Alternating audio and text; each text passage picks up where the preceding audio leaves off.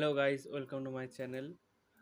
আজকে আমি আলোচনা করব যে আপনাদের হার্ড ডিস্কে আপনি ধরুন হার্ড ডিস্ক লাগালেন 500 জিবির। তো অনেক সময় কি হয় যে আমরা প্রপারভাবে সম্পূর্ণ হার্ড ডিস্ক পাই না, ঠিক আছে?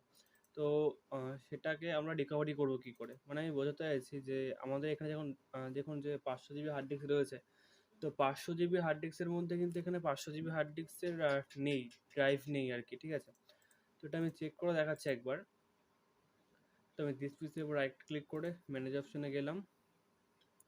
এখানে আমি ডিস্ক ম্যানেজমেন্টে গেলাম। তো যার উপর দেখতে পাচ্ছেন যে এখানে আমাদের হার্ড ডিস্ক রয়েছে 465.76 জিবি, এটা নর্মালি থাকে, ঠিক আছে। আর একটা এসএসডি রয়েছে 119.24 জিবি। তো এটা ঠিক আছে, কিন্তু আমাদের যে হার্ড ডিস্ক রয়েছে এইচডিডি, তো সেটা তো 500 জিবির, ঠিক আছে। তো তার মধ্যে অনেকটা নেই, যেমন দেখুন এটা তো এসএসডি গেল, কিন্তু এখানে 161 আর এখানে 99 এমবি, এটাকে বাদ দিন। আর এখানে 121, মানে 121 আর 161 প্রায় আপনি বলতে পারেন যে 282-র কাছাকাছি, 282 জিবির কাছাকাছি আমাদের স্টোরেজ রয়েছে, ঠিক আছে। তাহলে আর বাকি স্টোরেজ গেল কোথায়? তো আপনাদের কি করতে হবে, সবার প্রথমে আপনাদের দিস পিসের উপর রাইট ক্লিক করতে হবে। দিস পিসের উপর রাইট ক্লিক করতে হবে, গিয়ে ম্যানেজ অপশনে যেতে হবে। যাওয়ার পর আপনি এখানে ডিস্ক ম্যানেজমেন্টে ক্লিক করবেন।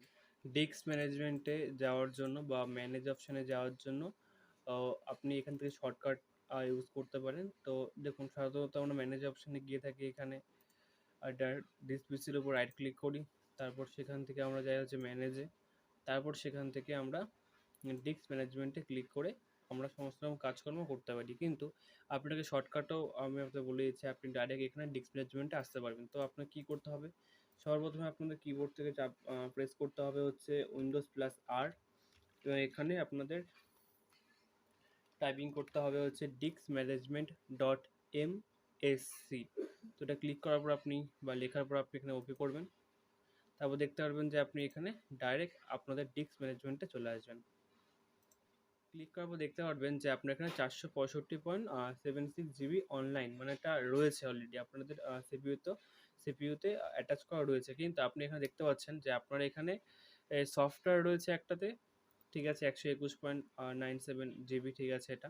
তারপর একটা 161.13 জিবি, ঠিক আছে এটা। কিন্তু এখানে দেখতে পাচ্ছেন 182.56 জিবি, এখানে এটা কিন্তু ব্ল্যাক রয়েছে, ঠিক আছে, মানে এটা কিন্তু অ্যাটাচ করা নেই। মানে আমাদের সিপিইউর সঙ্গে এটা অ্যাটাচ করা আছে, কিন্তু আমাদের ডিভাইসের সঙ্গে বা আমাদের এই যে কম্পিউটারের সঙ্গে এটা কিন্তু অ্যাটাচ করা নেই, মানে এটা শো করছে না, মানে এটা কাজ বন্ধ আছে, ঠিক আছে।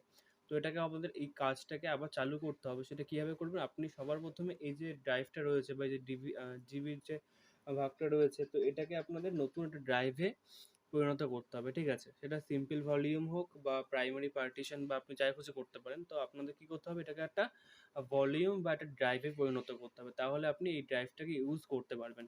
বা এই যে 182.5 জিবি যে স্টোরেজটা, এটাকে আপনি ইউজ করতে পারেন। তো আপনাকে সেটা কী করে করতে হবে, আপনার সবার প্রথমে যেতে হবে এখানে স্টোরেজের উপরে রাইট ক্লিক করতে হবে, করার পর নিউ সিম্পল ভলিউমে ক্লিক করবেন, তারপর নেক্সট করবেন। আপনি এখানে নিশ্চয়ই পুরোটাই করতে চাইবেন, তো আমি এখানে পুরোটাই করে দিচ্ছি। নেক্সট করবেন, এখানে আপনি নাম দিতে পারেন, ডিভাইসের নাম আমি এখানে আছে, তো আমি দিয়ে দিলাম, আর কিছু চেঞ্জ করলাম না। নেক্সট করবেন, নেক্সট করার পর এখানে ড্রাইভের নেম আপনি একটা দিয়ে দেবেন। তো ড্রাইভের নাম আপনি যে কোনো কিছু দিতে পারেন, তো আমি এখানে ওয়ার্ক দিয়ে দিলাম, দিয়ে নেক্সট করলাম। তারপর ফিনিশে ক্লিক করবেন। আপনার এখানে কিছুক্ষণ লোডিং হবে, লোডিং হওয়ার পর দেখতে পারবেন যে আপনাদের এই যে দেখতে পাচ্ছেন আমাদের এই যে ড্রাইভটা ছিল, সেটি এখন একটা সম্পূর্ণভাবে পরিণত হয়ে গেছে। এবার আপনি এর মধ্যে আপনার বিভিন্ন রকম দরকারি কাগজপত্র বা দরকারি ডকুমেন্টস, ফাইল আপনি সব কিছু এর মধ্যে রাখতে পারেন। তো আমি একবার একটাকে গিয়ে দেখিয়ে দিচ্ছি। দিস পিসের উপর ডাবল ক্লিক করবেন, দেখতে পাচ্ছেন আমাদের ওয়ার্ক নামে একটা ড্রাইভ চলে এসেছে। তো এটা 182 জিবির একটা ড্রাইভ আমরা পেয়ে গেলাম। আশা করছি আপনার প্রবলেম সলভ হয়ে যাবে। ধন্যবাদ আমার ভিডিওটি দেখার জন্য।